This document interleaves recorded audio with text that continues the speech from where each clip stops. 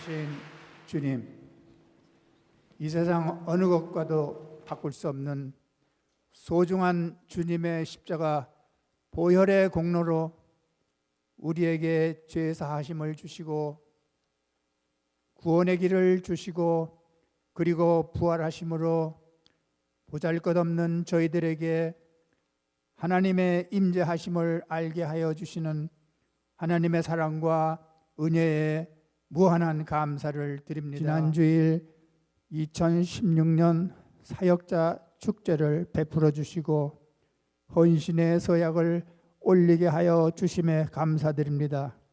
하나님 나라 일꾼으로서 소명감 넘치는 참 일꾼으로 충성하기를 원하옵나이다. 지역사회가 밝아지며 나라와 온 세상에 하나님의 나라가 크게 확장되게 하여 주시옵소서. 한 주간 특별 기도회 성전 가득 채운 강북제일교회 성도님들의 울부짖음에 응답하여 주시옵소서. 우리 자녀들의 앞날을 이끌어 주시옵소서.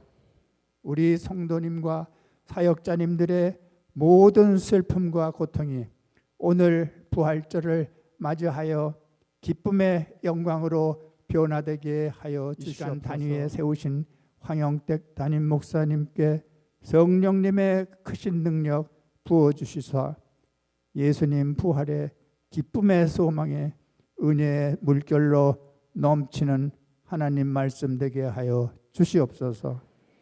강북제일교회 주은혜 찬양대에 부활의 찬양을 올립니다. 영광 중에 영광 받아 주시옵시고 저의 모두에게 한없는 은혜의 찬양되게 하여 주시옵소서. 찬양과 예배의 시종을 하나님께 의탁드리며 우리 주 예수 그리스도의 이름으로 기도드립나이다. 아멘.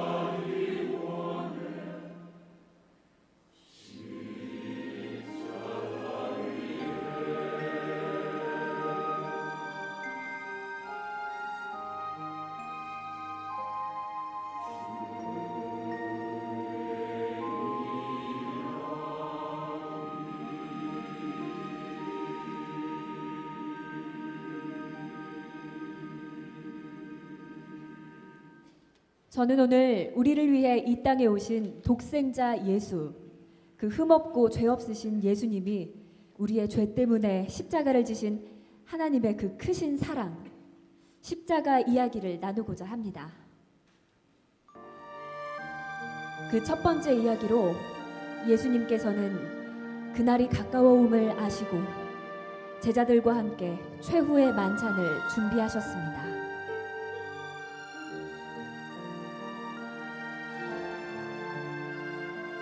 주님의 말씀은 제자들을 혼란스럽게 했지만 이제는 주님께서 작별의 인사를 하셨다는 것을 분명히 알 수 있었습니다. 그들은 주님께서 주시는 떡과 잔으로 슬픔 가운데 위로를 나누었습니다. 그리고 주님께서 하셨던 말씀은 분명 영원히 그들의 마음에 살아있을 것입니다.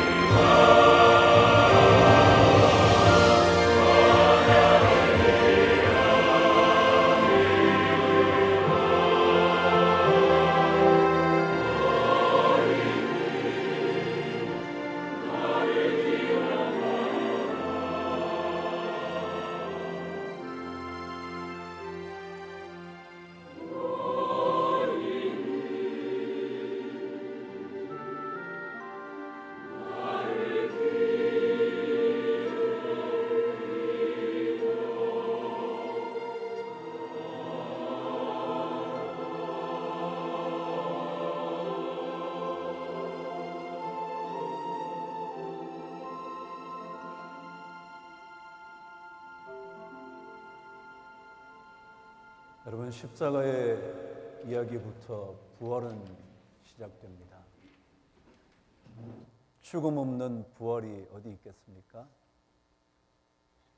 그러니 부활의 이야기는 반드시 십자가부터 시작되죠. 십자가에서 죽으심, 십자가에서 피 흘리심, 십자가에서 그분의 마지막 외침, 그 이야기로부터 부활의 이야기는 시작될 겁니다. 주님께서 잡히시기 전날 밤 제자들과 마지막 만찬을 하시며 주님께서 떡을 떼셨죠. 그러시고 이렇게 말씀하시지 않으셨습니까? 이것은 너희를 위하여 찢긴 내 몸이라고. 이것을 먹고 이것을 취할 때마다 나를 생각하고 기념하라. 떡을 떼신 다음 주님께서 다시 잔을 가지시고 이렇게 말씀하셨습니다. 이것은 너희를 위하여 흘리는 나의 언약의 피라. 이 언약의 피를 마실 때마다 또한 나를 기억하라. 아니, 우리의 죄악을 기억해야 할 것이고 우리의 죄악을 위하여 십자가를 지신 주님을 기억해야 할 겁니다. 오늘 주님께서 우리를 위하여 찢겨주신 그 몸과 흘려주신 그 피를 함께 나누시면서 주님께서 우리의 죄악을 짊어지신 고난의 십자가, 그리고 그 죽음을 이기시고 부활하신 주님까지 만날 수 있는 은혜가 우리 모두에게 있게 되기를 바랍니다. 우리 함께 찬양하시면서 떡과 잔을 받도록 하겠습니다.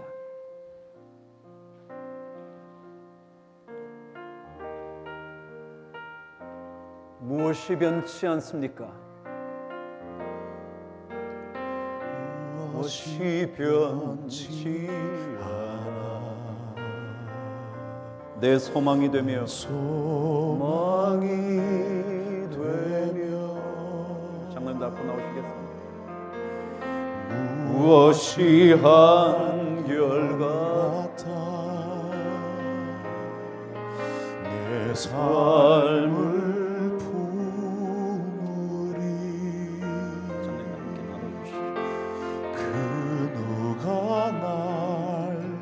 만족해 내 영이 쉬며 그 누굴 기다려 내 영이 기쁘리.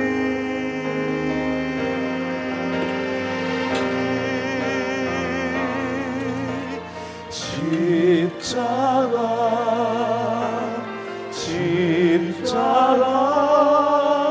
그 그늘 아래 내 소망이 있네.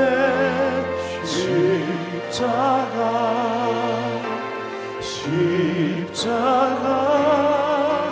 그 그늘 아래 내 생명이 있네. 십자가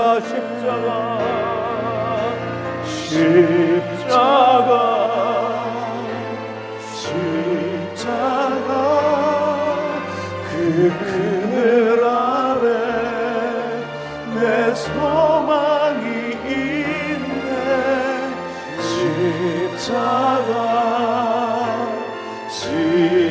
십자가 그 그늘 아래 내 생명이 있네.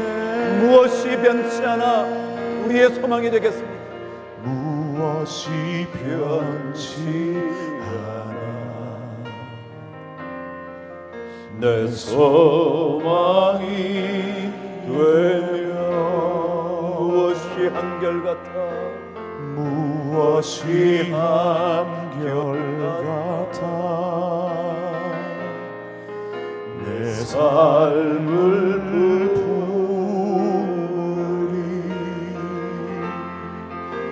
그 누가 날 만족해 내 영이 쉬며 그 누굴 기다려.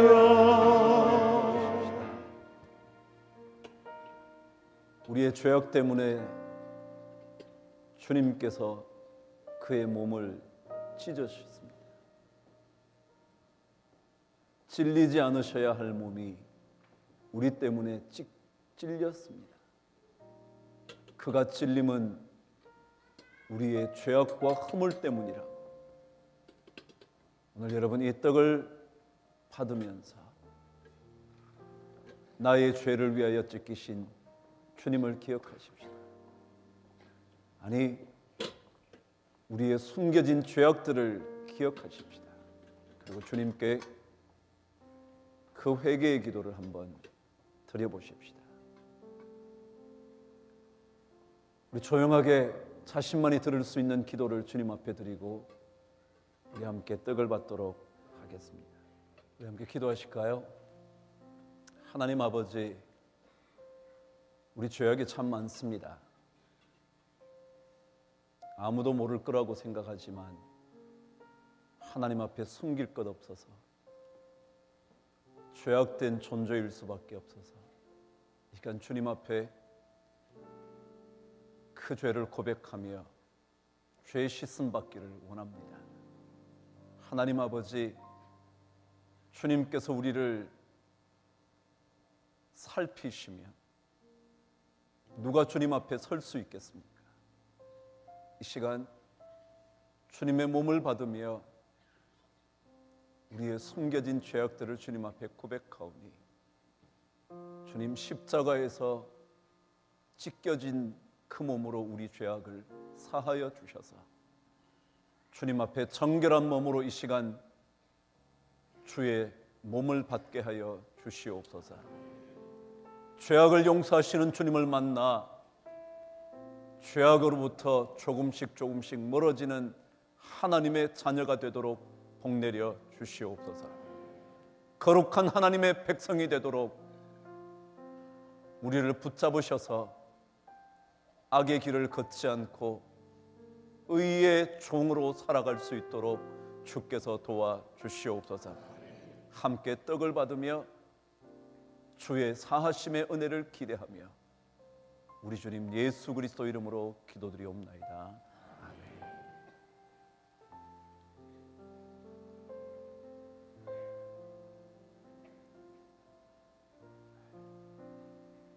함께 찬양하시면서 주께 설리신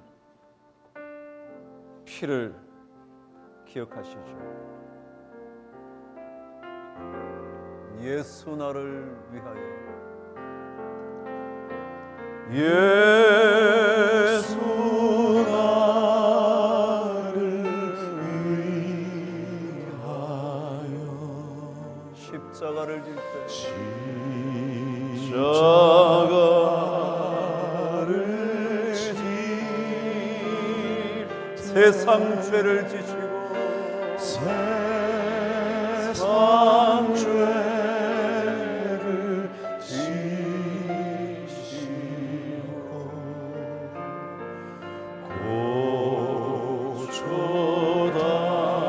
고쳐다가 예수여 예수님 예수님 나의 죄 위하여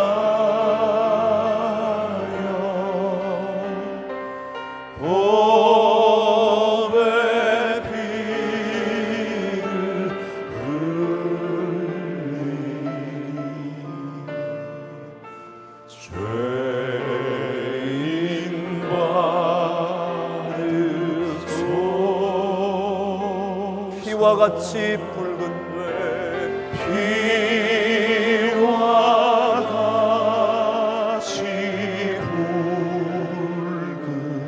없는 이가 없는 이가 없네. 십자가의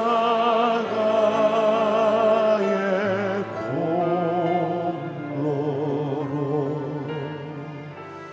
눈과 같이 되네. 예수님 나의 죄 위하여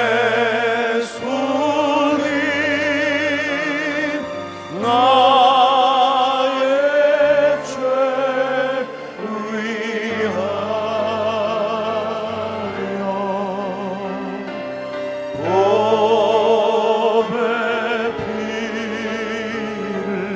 흘리니 죄인 받으소서.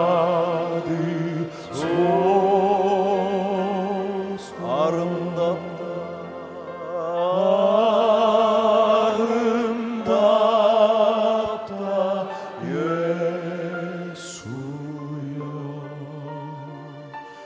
나의 좋은 친구 예수 공로 아니며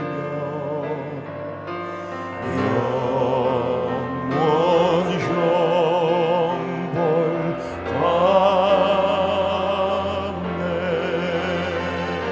받네. 예수님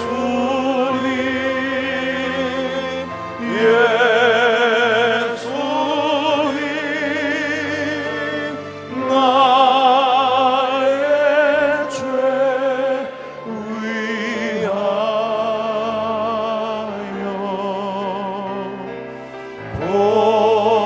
법의 피를 흘리니 죄인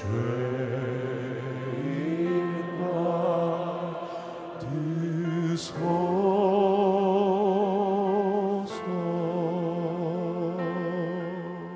눈을 감고 묵상 한번 해보시죠. 하루하루 사는 것이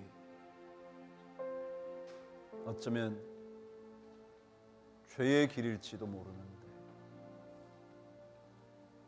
아니 주님을 기쁘시게 해야지 다짐하면서도 어느새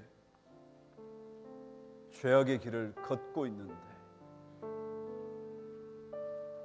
아무리 의롭게 살아보려고 하지만 순간순간 죄악의 덫에 빠져 헤어나오기가 어려운데, 정말 예수님 아니면 우리 죄악 씻을 수 있는 분 없는데, 이 시간 다시 한번 주의 큰 보혈의 은혜를 기대하시면서 우리 주님 앞에 기도 한번 해보시죠. 하나님 아버지, 씻을 수 없는 죄악 속에 빠져있는 우리를 건져주시기 위하여 십자가의 보혈을 흘려주셔서 감사합니다. 이 시간 주의 피를 받습니다. 더럽혀진 몸이지만 주의 보혈로 깨끗이 씻김을 받아 거룩한 세마포를 입은 하나님의 정결한 신부 되게 하여 주셔서 다시 한번 주님께 기쁨이 되는 우리의 삶 되도록 축복하여 주시옵소서. 죄악을 물칠 수 있는 힘을 허락하여 주시고, 죄악을 저항할 수 있는 성령의 보혈의 은혜를 허락하여 주시옵소서. 그래서 세상 속에서 의로운 하나님의 백성으로 살아가기에 부족함이 없도록 주께서 도와 주시옵소서. 우리 주 예수 그리스도 이름으로 기도드리옵나이다. 아멘. 우리 함께 드시겠습니다.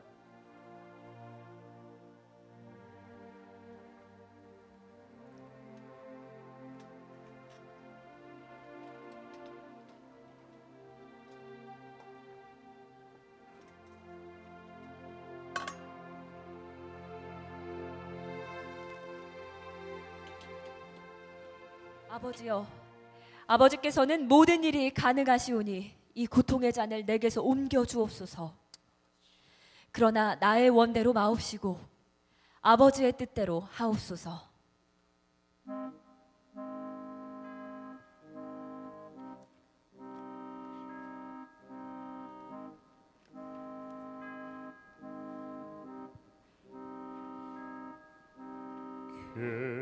겟세마네로 가자. 나와 함께 가자.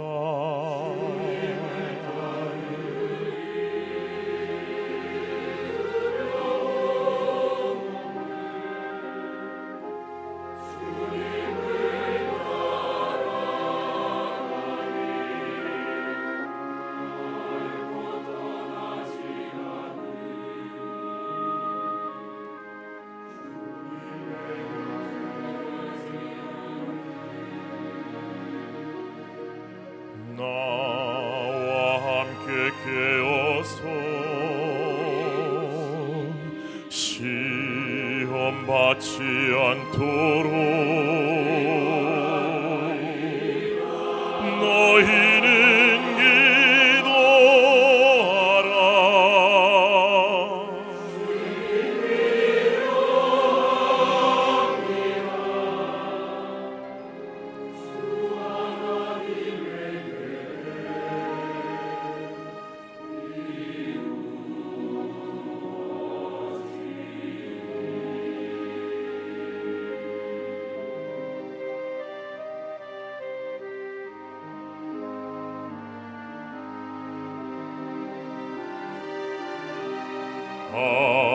아버지여, 이 잔을 내게서 옮기소서. 멸시와 전대, 수치와 고통의 죽음, 오 나를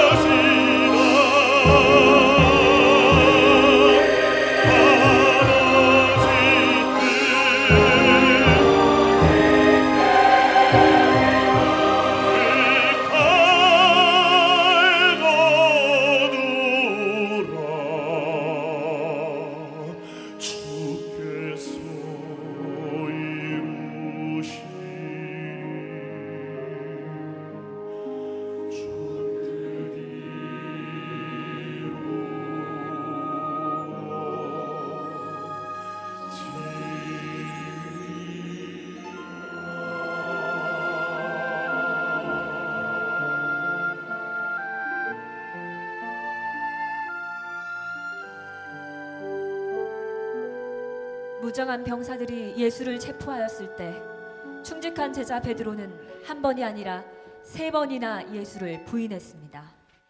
밤이 새도록 멸시와 천대를 받고 채찍에 맞으신 뒤에 예수님께서는 빌라도 법정에 끌려가셨습니다.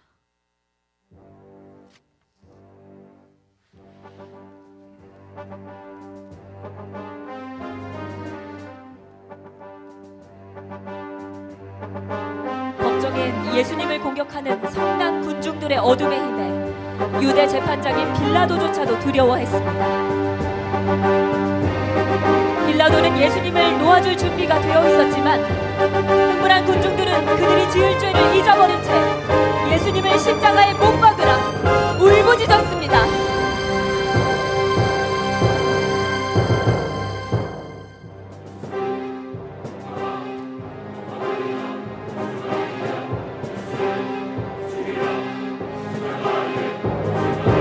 이 사람의 죽음으로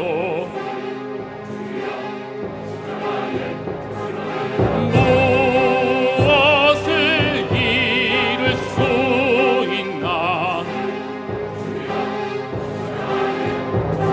그 피를 나에게 말고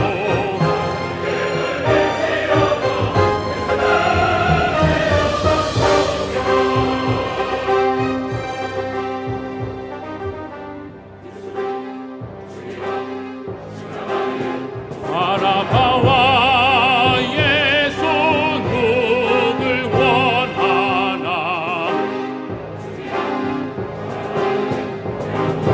오직 한 사람만 살리라.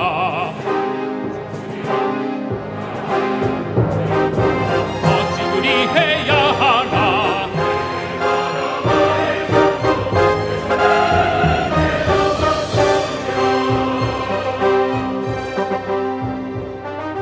그가 무슨 잘못을 했나?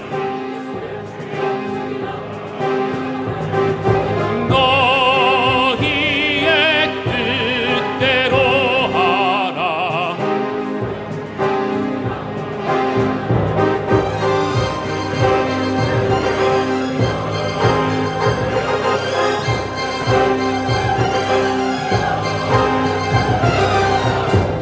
그만 저를 십자가에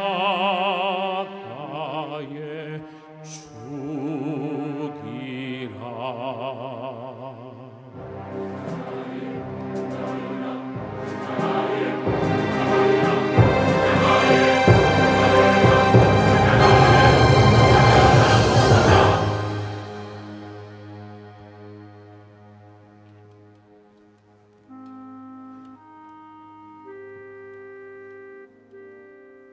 십자가 형벌의 잔인함은 믿을 수 없을 정도입니다. 옷을 벗겨 살을 찢고 물 한 방울까지 다 쏟게 하며 질식하게 하여 죽음에 이르게 하는, 어떻게 그들은 우리를 위해 이렇게 놀라운 긍휼과 사랑을 보여주신 주님께 이런 형벌을 가했을까요? 우리 주님께서 그들과 함께 대항하여 싸우지 않으셨다는 사실에 여전히 경외감을 느낍니다. 우리 주님은 사실 죽은 사람을 살리셨습니다. 우리 주님은 저들과 싸워 이기실 수 있는 분이셨습니다. 그러나 주님은 그렇게 하지 않으셨습니다. 도저히 이해할 수 없는 일을 행하셨습니다.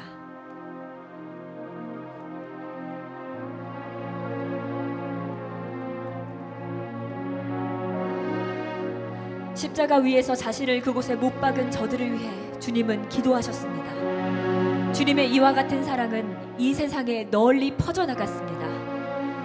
내 영혼 깊은 곳을 만지시는 놀라운 사랑입니다.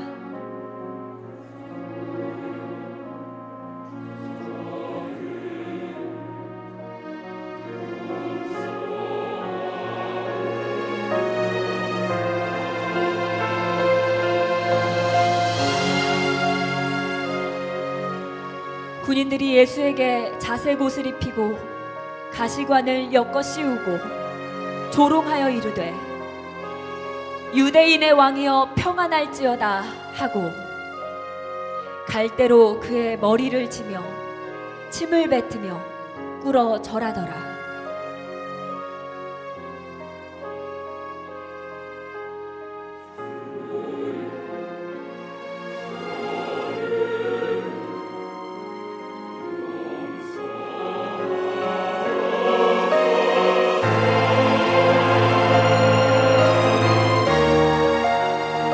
희롱을 다한 후 자색 옷을 벗기고 도로 그의 옷을 입히고 십자가에 못 박으려고 끌고 나가니라. 예수를 끌고 골고다라 하는 곳에 이르렀더라.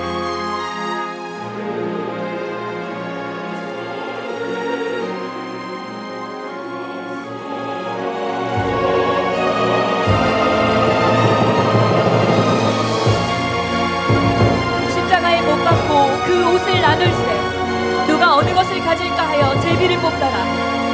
지나가는 자들은 자기 머리를 흔들며 예수를 모욕하여 이르되, 아, 성전을 홀고 사흘에 짓는다는 자여, 내가 너를 구원하여 십자가에서 내려오라 하더라.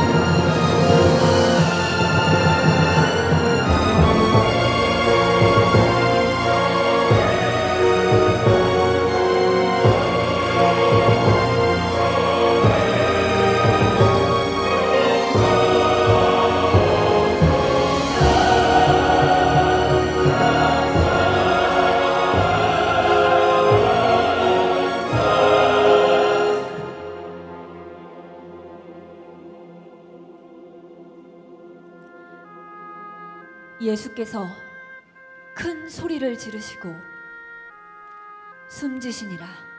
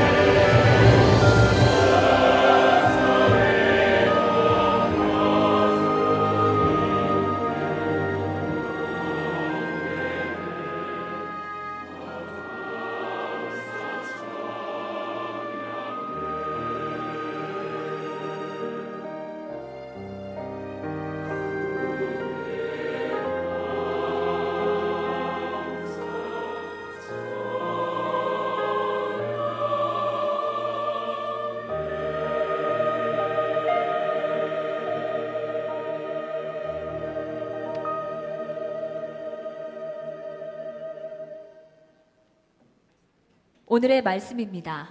마태복음 27장 62절로 28장 10절 말씀입니다. 그 이튿날은 준비일 다음 날이라. 대제사장들과 바리새인들이 함께 빌라도에게 모여 이르되, 주여, 저 속이던 자가 살아있을 때에 말하되 내가 사흘 후에 다시 살아나리라 한 것을 우리가 기억하노니, 그러므로 명령하여 그 무덤을 사흘까지 굳게 지키게 하소서. 그의 제자들이 와서 시체를 도둑질하여 가고 백성에게 말하되, 그가 죽은 자 가운데서 살아났다 하면 후의 속임이 전보다 더 클까 하나이다 하니, 빌라도가 이르되 너희에게 경비병이 있으니 가서 힘대로 굳게 지키게 하거늘 그들이 경비병과 함께 가서 돌을 인봉하고 무덤을 굳게 지키니라. 안식일이 다 지나고 안식 후 첫날이 되려는 새벽에 막달라 마리아와 다른 마리아가 무덤을 보려고 갔더니 큰 지진이 나며 주의 천사가 하늘로부터 내려와 돌을 굴려내고 그 위에 앉았는데 그 형상이 번개 같고 그 옷은 눈같이 희거늘. 지키던 자들이 그를 무서워하여 떨며 죽은 사람과 같이 되었더라. 천사가 여자들에게 말하여 이르되 너희는 무서워하지 말라. 십자가에 못 박히신 예수를 너희가 찾는 줄을 내가 아노라. 그가 여기 계시지 않고 그가 말씀하시던 대로 살아나셨느니라. 와서 그가 누우셨던 곳을 보라. 또 빨리 가서 그의 제자들에게 이르되 그가 죽은 자 가운데서 살아나셨고 너희보다 먼저 갈릴리로 가시나니 거기서 너희가 배우리라 하라. 보라, 내가 너희에게 일렀느니라 하거늘. 그 여자들이 무서움과 큰 기쁨으로 빨리 무덤을 떠나 제자들에게 알리려고 다름질할새 예수께서 그들을 만나 이르시되 평안하냐 하시거늘 여자들이 나아가 그 발을 붙잡고 경배하니 이에 예수께서 이르시되 무서워하지 말라. 가서 내 형제들에게 갈릴리로 가라 하라. 거기서 나를 보리라 하시니라. 아멘. 여러분, 부활 아침에 여러분과 함께 이렇게 예배드리게 돼서 너무나 감사하고 기쁩니다. 여러분 잘 오셨습니다. 모든 성도들에게 부활의 인사를 함께 나누시죠. 옆 사람에게 주님께서 부활하셨습니다. 인사 한번 하실까요?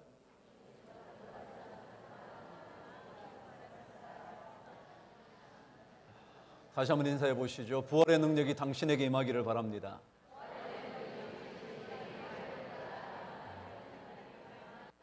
제가 늘 그러죠. 당신에게 그랬다 그러면 또 화내지 마시고요. 다시 한번 옆 사람에게 질문해 보시죠. 집사님이신가요? 권사님이신가요? 혹은 장로님이신가요? 묻고 난 다음에 부활의 능력이 우리 집사님께, 권사님께, 장로님께, 우리 성도님께 임하기를 바랍니다. 다시 한번 인사하실까요?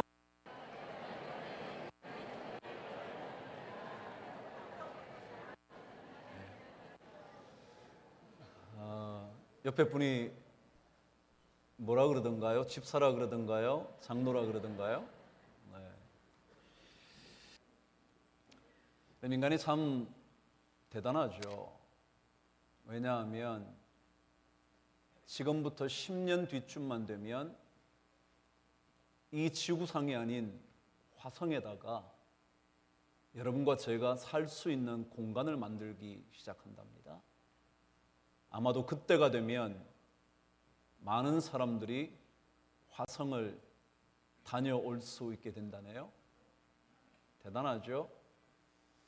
우리가 살고 있는 지구상만이 아니라 화성이라는 또 다른 별에도 우리가 거주할 수 있는 공간을 준비하고 있다니 얼마나 인간의 능력이 대단합니까?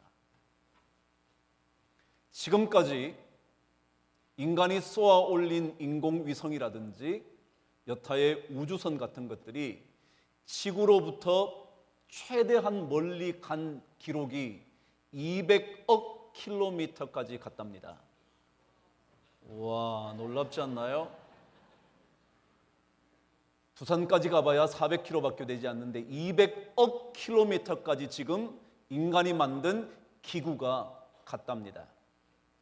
그런데 앞으로 이 광년이 지나면 그때는 현재 지금 우리가 거주하고 있는 이 땅의 중력이 더 이상 작용하지 않는 그런 세계로까지 갈 수 있답니다. 여러분, 광년은요, 빛의 해 그런 뜻이죠. 빛의 해, 광년을 영어로는 light year. 빛이 진공 속으로 쫙 가서 1년 동안 간 거리, 그것을 주로 1광년이라 그럽니다. 빛이요, 진공 속에서 1초에 몇 킬로를 가느냐면 30킬로를 갑니다. 다시 한번요. 빛이 뭐라고요? 진공 속에서 1초에 몇 킬로를 간다고요? 30만 킬로를 갑니다. 이걸 1년을 간다고 생각해 보세요. 어느 정도 갔을까요? 모르죠. 제가 대략 알려드릴게요. 9조 5천억 킬로미터를 간답니다. 이게 1광년입니다. 2광년만 지나면 지구의 중력이 아닌 또 다른 별의 중력이 작동하는 그곳까지 갈 수 있을지 모른대요. 그런데요, 우리가 지금 살고 있는 이 우주, 아니요, 지구죠. 그렇지만 이 지구에 은하계가 있다고 그러지 않습니까? 그 은하계까지 가는 거리가 얼마나 되느냐 하면 10만 광년이랍니다. 도대체 계산이 안 되죠? 제가 왜 이 얘기하는 줄 아세요? 인간이 참 대단하죠. 조금만 있으면 화성에까지 살 수 있게 만드는 존재가 인간이래죠. 그럼에도 불구하고 이 은하계는 10만 광년 거리에 떨어져 있는 그 정도의 크기랍니다. 그것도 아직 확실하지는 않지만 대략 생각해 보니까 그렇다고요. 대단한데 10만 광년까지 더 이상은 내다볼 수 없는 겁니다. 그래서 인간은 대단한 존재인 것 같지만 사실은 알고 보면 너무도 부족한 존재일 수밖에 없다는 겁니다. 다시 한번요.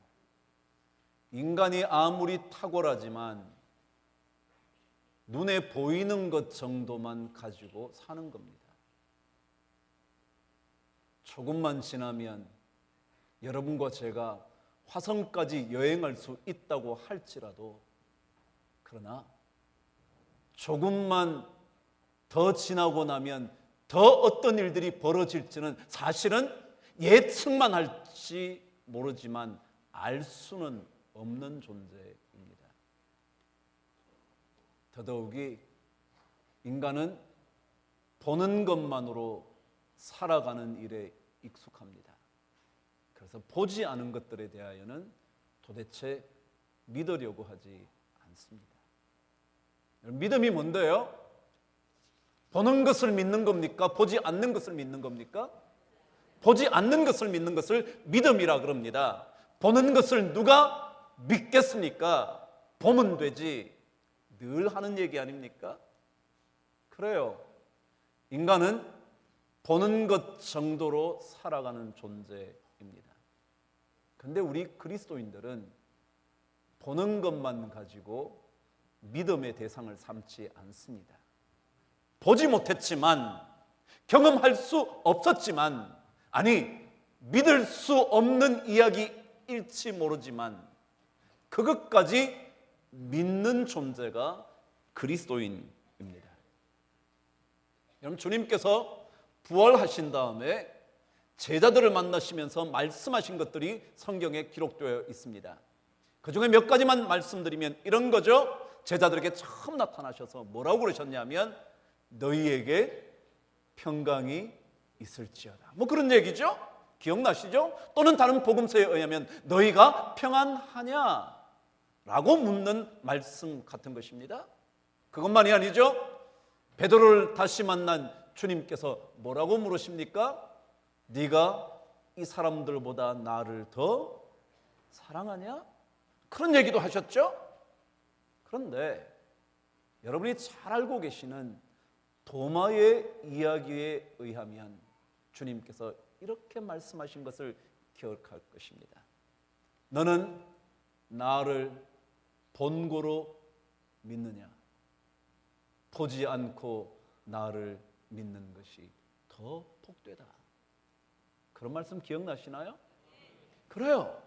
주님께서 나타나셔서 다시 살아나신 이후에 제자들 앞에서 말씀하신 것 중에 하나가 너는 나를 본고로 믿느냐? 보지 않고 믿는 그것, 세대하여 말씀하신 적이 있습니다. 그렇습니다. 신앙은 보지 않고 믿는 것에 관한 것입니다. 보는 것을 믿는 것이 아니라, 보고 난 다음에 믿겠다고 말하는 것이 아니라, 확인하고 난 다음에 내 믿음을 가지겠다고 말하는 것이 아니라, 보지 않은 것, 보지 못하는 것, 볼 수 없는 것, 그것을 믿음의 대상으로 삼을 때 그것이 진정한 믿음이라고 가르쳐 줍니다. 여러분은 무엇을 믿습니까? 여러분은 누구를 믿습니까? 믿음이라는 것은요, 신앙적인 단어가 아니어도 참 중요한 단어입니다. 왜냐하면 믿으면, 신뢰하면 마음이 평안해집니다. 그러나 믿지 못하면 불안해집니다. 의심하기 시작하면 우리 마음속이 견딜 수 없는 불안감과 두려움에 빠집니다. 그만큼 신앙의 단어가 아닌 믿음이라는 단어만으로도 얼마나 중요한지 모릅니다. 여러분은 도대체 무엇을 믿어서 마음이 평안하십니까? 여러분과 저는 누구를 믿어서 평온함을 경험하십니까? 여러분 예수님 믿으시나요? 그래서 그 예수님 때문에 여러분 평안함을 누리시나요? 정말 주님께서 다시 우리 앞에 나타나셔서 이러한 삶의 고난의 환경 속에서 평안하냐고 물으신다면 여러분 정말 어떻게 대답하시겠습니까? 나를 믿는 것 때문에 진짜 너의 마음속에 평안함이 있냐고 물으신다면 여러분 어떻게 대답하시겠습니까? 그럼 여러분이 믿는 예수님은 어떤 분이십니까? 여러분이 믿음으로 고백하고 계시는 예수님은 어떤 예수님이십니까? 복 주시는 주님이십니까? 평안을 주시는 분이십니까? 삶의 기쁨을 허락하시는 분이십니까? 그리고 삶의 모든 것들을 회복시켜 주시는 분이십니까? 그래요. 그럴 겁니다. 그러나 여러분 가장 중요한 믿음의 대상인 예수에 대하여 생각해야 할 것이 있습니다. 그것은 바로 십자가에 달리신 예수입니다. 우리에게 기쁨과 삶의 회복과 그리고 평안과 복을 주시는 분이시기도 하시지만 우리의 믿음의 대상인 예수 그리스도를 생각할 때 가장 먼저 떠올라야 하는 것이 십자가에 달리신 예수입니다. 여러분과 저 같은 죄인을 위하여 십자가에 달리신 예수요. 여러분과 저처럼 악한 존재인 겉으로는 거룩한 것처럼 보이지만 결코 그렇지 않은 여러분과 저를 위하여 십자가를 지신 예수요. 그분이 죄가 있으셔서가 아니라 여러분과 저에게 끊임없이 또알이 틀고 있는 그 죄악 때문에 돌아가신 십자가를 지신 그 예수요. 그분이 만일 우리 앞에 나타나셔서 우리의 죄악을 밝히시면 어느 누구도 감히 그분 앞에 설 수 없는 그분이 우리의 죄악 때문에 십자가에 달리셔서 죽임을 당하셨다는 그 예수요. 그런데 우리가 믿는 예수는 십자가에 죽임을 당하신 그 예수만으로 끝이 나지 않습니다. 그 십자가에서 죽음을 당하신 것으로 모든 것이 종결되어 버린 그런 예수가 아닙니다. 우리가 믿는 예수는 바로 그 십자가의 죽음에서 다시 살아나신 그 부활의 예수, 그분입니다.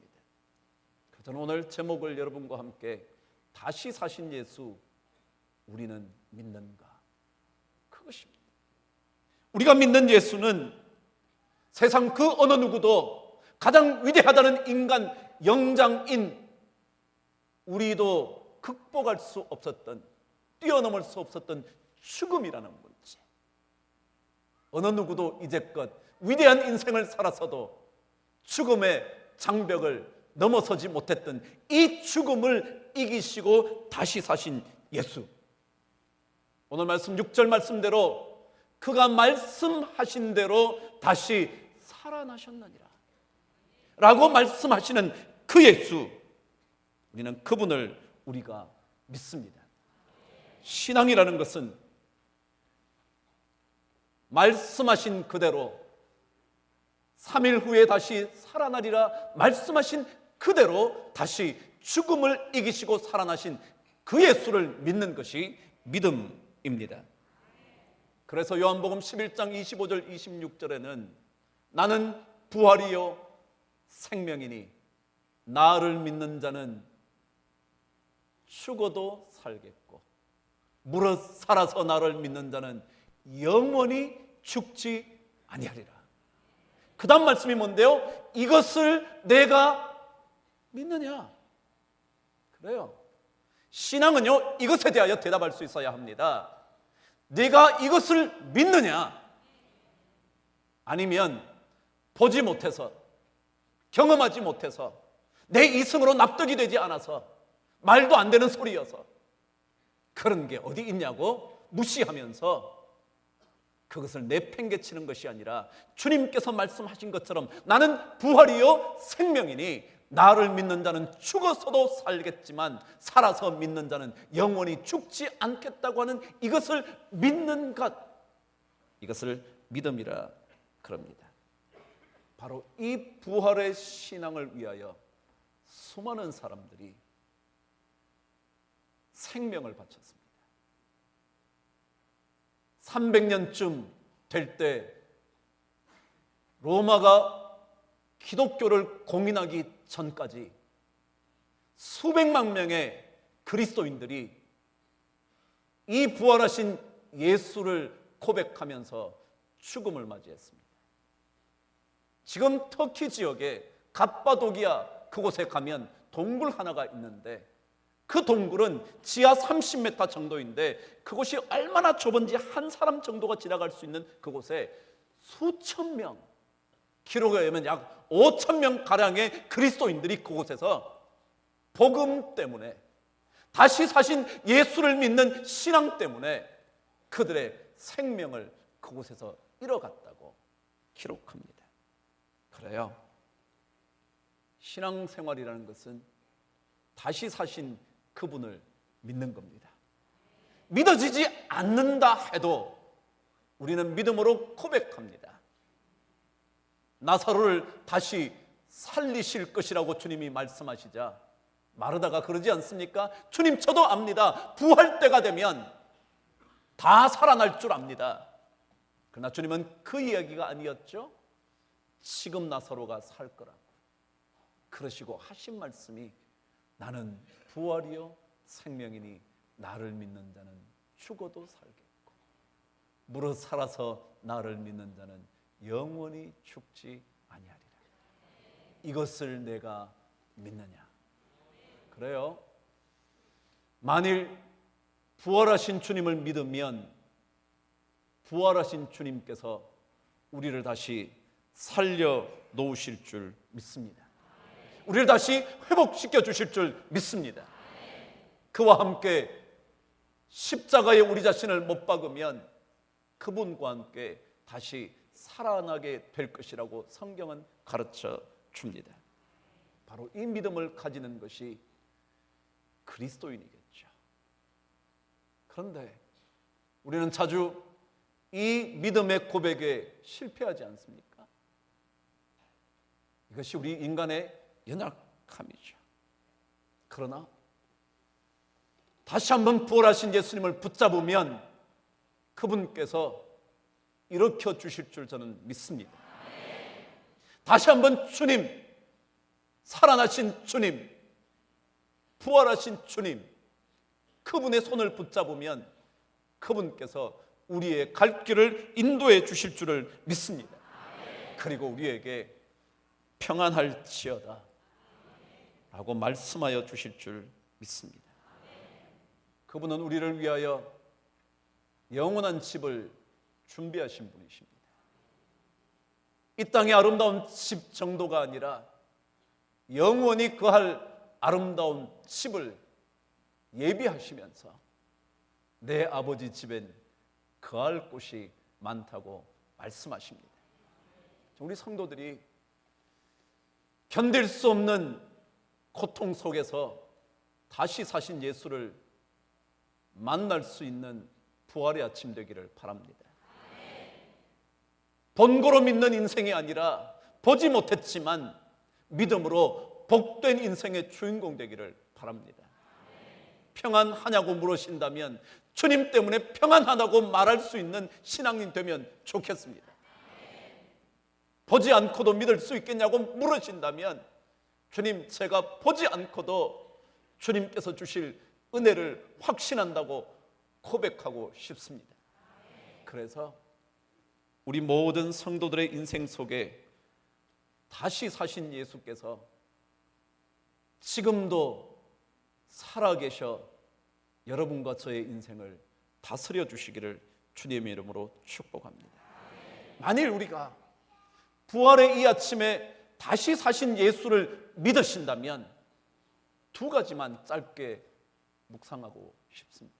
주님께서 다시 사셨다고 여러분과 제가 진짜 믿는다면 오늘 성경 6절의 말씀을 읽으면서 먼저 첫 번째 묵상 한번 해보시죠. 읽어보실까요? 6절이요. 시작. 그가 여기 계시지 않고 그가 말씀하신 대로 다시 살아나셨느니라. 와서 그가 누우셨던 곳을 보라.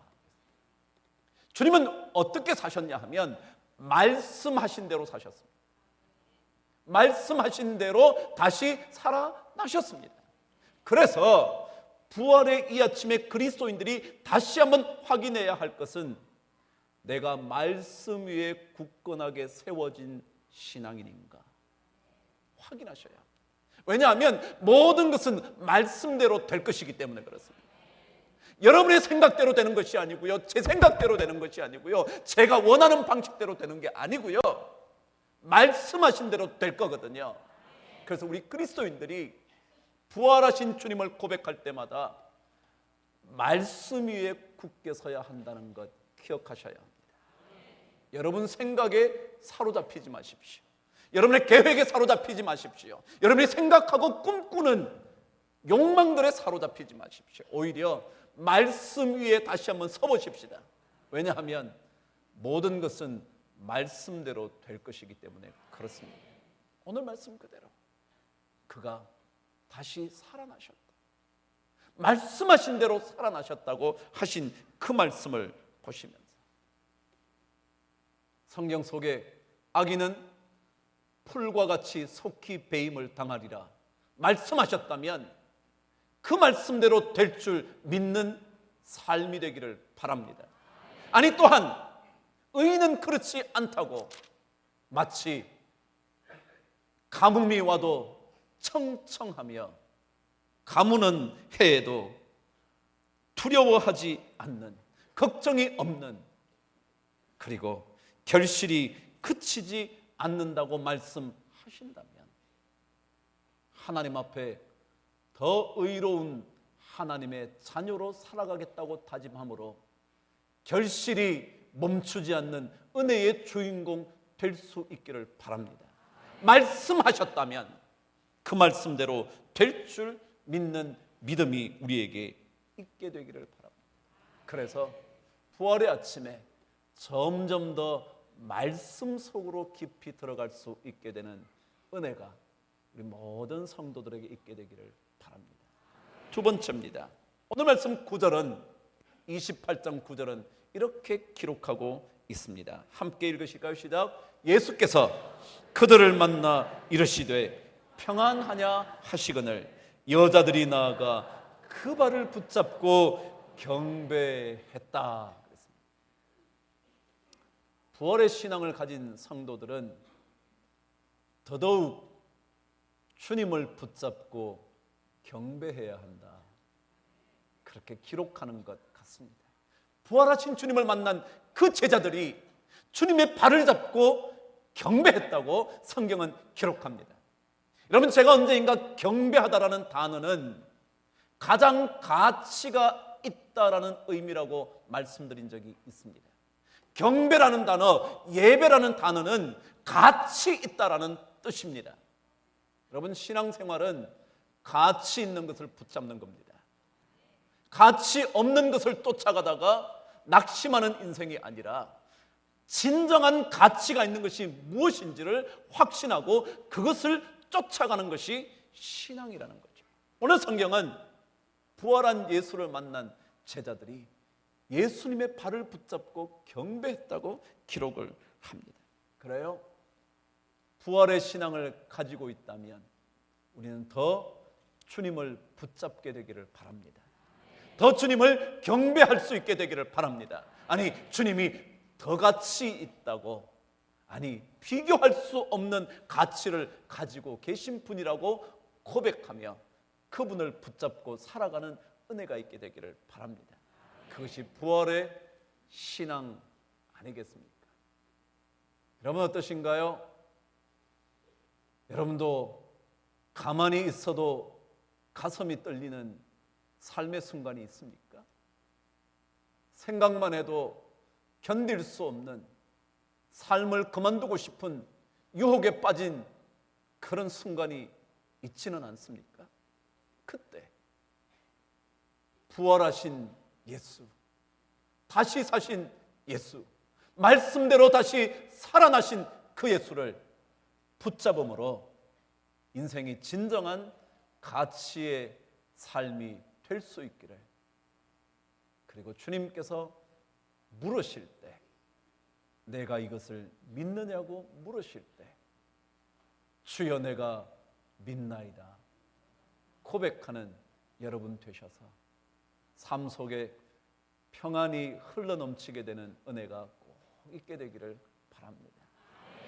부활하신 주님을 찬송드리는 이 아침에 오신 여러분들이 주께서 주시는 세상이 줄 수 없는 평안으로 가득 차게 되기를 우리 주의 이름으로 축복합니다. 아멘. 기도하겠습니다. 예수님께서 십자가에 달리신 때 그 십자가 밑에 있던 몇몇의 사람 중에는 예수님의 어머니 마리아도 있었습니다. 사랑하는 아들의 고통을 지켜보는 일은 참으로 고통스러운 것이었습니다. 때문에 그녀의 마음은 산산이 부서졌습니다. 그러나 동시에 그녀의 마음 속에 평안도 함께 임하였습니다.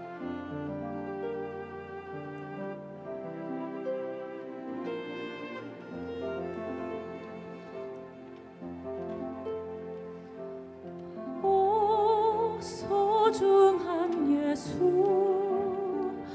고통은 끝났네. 찢기고 상한 몸 이제 쉼없네.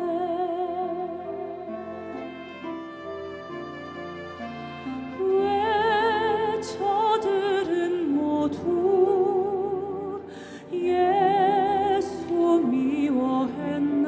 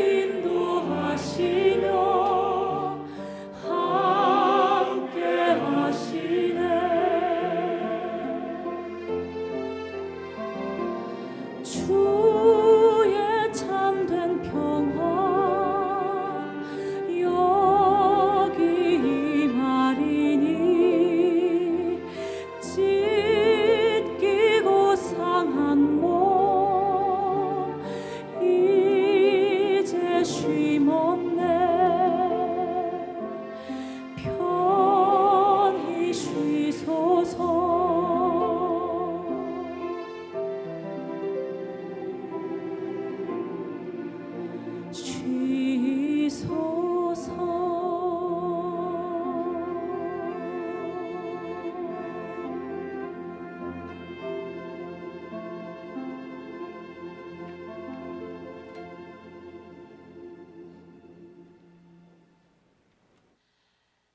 강북제일교회 성도 여러분, 그리스도를 여러분의 삶에 여러분의 구주로 받아들이시기를 간절히 기도합니다. 여러분의 삶 가운데 우리 주님께서 하신 놀라운 일들로 인해 날마다 위대한 할렐루야의 찬송이 여러분의 삶 가운데 함께 하시기를 기도합니다.